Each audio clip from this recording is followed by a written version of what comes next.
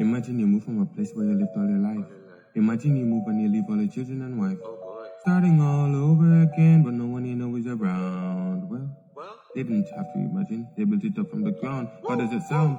Not easy because it isn't. Could have praised them, but it didn't. Got the red bond, that's a winner. And they ran straight to the finish. You get to know them up close and personal. Wait, just give me a minute. Welcome to the front row. Can I get a drum roll? Intentional. We may be immigrants, but we are still intentional. We are dependable. It's just that set the bar, but still the best of all. We are intentional. Welcome to the Intentional Immigrants Podcast. And I want to tell you Happy New Year and all the very best for you and yours for 2022. I'm your host, Uylander Jack, and I am extremely happy that you're able to join me here today. All right, so we are continuing our series of what I wish I knew before migrating. So before coming to Canada, I wish I knew these things. They would have, knowing them ahead of time, would have made my journey a little bit smoother than it was. The Intentional Immigrants channel is available on YouTube, it's available on Podbean, it's available on Spotify, it's available on Stitcher, it's also available on Google Podcast. I now have an Instagram account and it's Intentional Immigrants. So please like, share, and subscribe. And you can always follow me on Instagram. So number one, driver's license. In Canada, at least in the province of Alberta, you cannot have two driver's licenses. So you would need to surrender your driver's license that you have from your country of origin. For example, when I came here, I had to surrender to the registry my Jamaican driver's license because you're not allowed to have two driver's licenses. That's the first thing.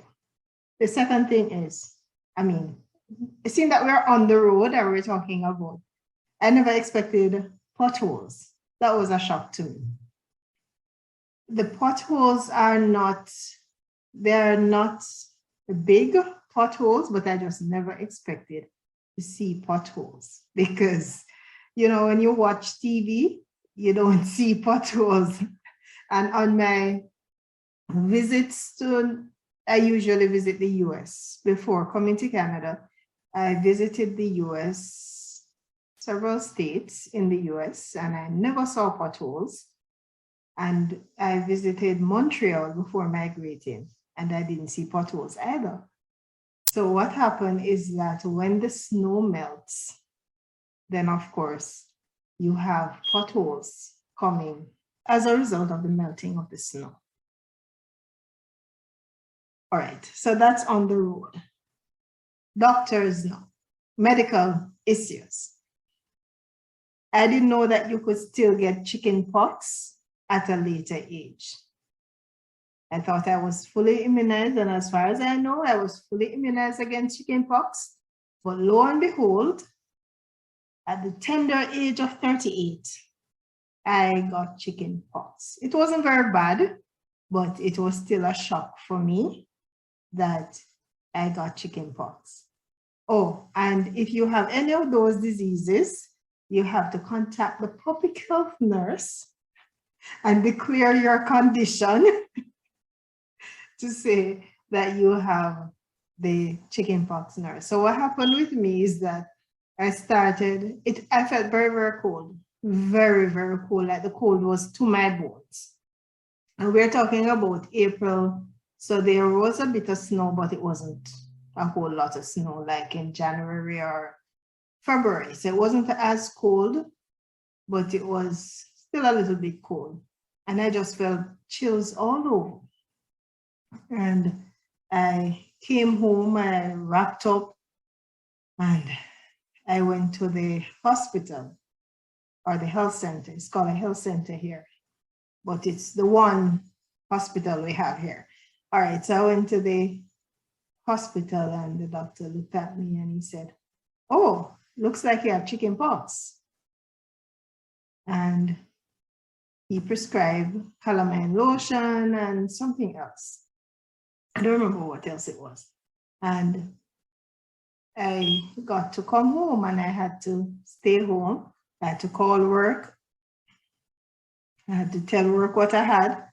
And then I had, my supervisor said to me that I need to call the nurse so that they can know that I do have the chicken pox. And also, if somebody is pregnant and they come in contact with somebody who has chicken pox, then it's also, there is some repercussion to their, or to them, to the pregnant person. So I had to declare that. That was a new experience for me. Daycare. So you know that my children came here at 6 and 10 years old. Of course, I got them into after school care. So after school care means that they were able to, the aftercare was located on the school compound and they would go to the aftercare center. So they would go in the mornings and somebody would walk them to school and they would pick them up from school and walk them back to the daycare. So it was going very well until we had, I think it was the first set of holidays was Christmas break. So you pay for the month, or you pay for the month for daycare. So when I was told that I need to pay for Christmas holiday, which is treated differently than whatever holiday, whatever public holiday or whatever period of time that school will be closed, those are treated as camps. So the 1 week before Christmas is treated as Christmas camp, and the week after Christmas is also treated as Christmas camp. Easter is treated, the 1 week in Easter that they get, that is treated as Easter camp. So what you find is that instead of, say, you pay for the month and you think that that's all you will be paying, no, sorry to burst your bubble. You will need to pay for these camps, even though they occur within the month, okay? So there are additional payments that are required for these camps. Oh, on the basis of daycare as well, their Canadians do not accept monetary gifts or tips, however you want to phrase it. They prefer, or how it's done is to present a gift card. If you want to thank somebody for something, for doing a service, the proper way to do it is to provide a gift card. And the gift card can't cost a lot of money either. All right, so when my children were going to the daycare, Christmas holidays were coming up and I wanted to express my appreciation to the persons who were looking after them. And I remember I put some money in an envelope. It wasn't a lot of money. It was like, I think $50. And I put some money in an envelope and I gave it to one of the persons. I was really appreciative and I wanted her to know that. So I gave her the gift. I gave her the envelope with the money in there. And she gave it back to me later on. She gave it back to me, not the same day, but she gave me back the money and she said, no, she can't accept cash, or she can't accept things. So that was a learning experience for me. The second, well, Another point is finding a doctor. Now, if you're from a society like I was, where if you feel sick and you're able to afford it, you just go and find a doctor. So whether it's a specialist, for example, a pediatrician, or just a regular general practitioner doctor, family doctor, you just, once you have your money, you go and you pay to see your doctor. Oh no, not like that in Canada. I remember the first time when my second daughter was not well, I called because, we had to pass a doctor's office near where we lived. And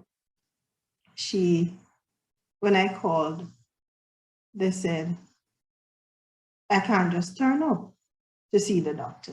I have to book an appointment. Okay, fine. Can I get an appointment for today? Oh, no. The doctor is not accepting new patients. So you need to find a doctor who is accepting new patients. Otherwise, you have to go to the hospital or the health center, as I said to you before. So one of the first things you need to know is that once you come to Canada, you need to find a doctor who is accepting new patients. So even though you're not sick yet, you need to have a doctor so that when you do become sick, peradventure that doesn't happen to you, but in the event that you do become ill, you want to have a doctor that you can go to, which it will be easy for you to get the medical care that you need. Otherwise, you can always go to the hospital or the health center. When you go to the emergency room, you have the triage process and all of that. So having a doctor that you can go to will be beneficial for you. In addition to that, even if you do go into a walk-in clinics, that's another thing that they have here, is that you have walk-in clinics. So you have walk-in clinics that you can go. They have walk-in clinics. So the walk-in clinic is, say you're not feeling well, you can go to a walk-in clinic at 6 o'clock, but there is a long wait, and the walk-in doctor will, even if they ask you to do some tests, they are going to send your results to your family doctor. So it doesn't hurt to make sure that you have a doctor. So find a doctor who is accepting new patients, and you should be good. All right, the final thing I want to share is purchasing furniture. So in Jamaica, if you're purchasing a dresser, it's one unit. It's considered one unit. The dresser and the mirror is not considered two separate units. It's just one unit. In Canada, when you're purchasing furniture, for example, a dresser, each part is considered separately, and they are purchased separately. So if you're buying a dresser with a mirror, you will need to buy the mirror separately, pay for the mirror separately, and you will need to pay for the dresser separately. Hopefully, those tips were helpful to you. And these are some of the things that I wish I knew before migrating. The Intentional Immigrants channel is available on YouTube. It's available on Podbean. It's available on Spotify. It's available on Stitcher. It's also available on Google Podcast. I now have an Instagram account, and it's Intentional Immigrants. So please like, share, and subscribe. And you can always follow me on Instagram. Until next time, I'm your host, Uylander Jack, reminding you, he who watches the wind will not sow. He who watches the clouds will not reap. Ecclesiastes 11 and verse 4. You were born for greatness. Step out into your greatness so that mankind can benefit from you being here. So long, until next time. Intentional. We may be immigrants, but we are still intentional. We are dependable. It's just acceptable.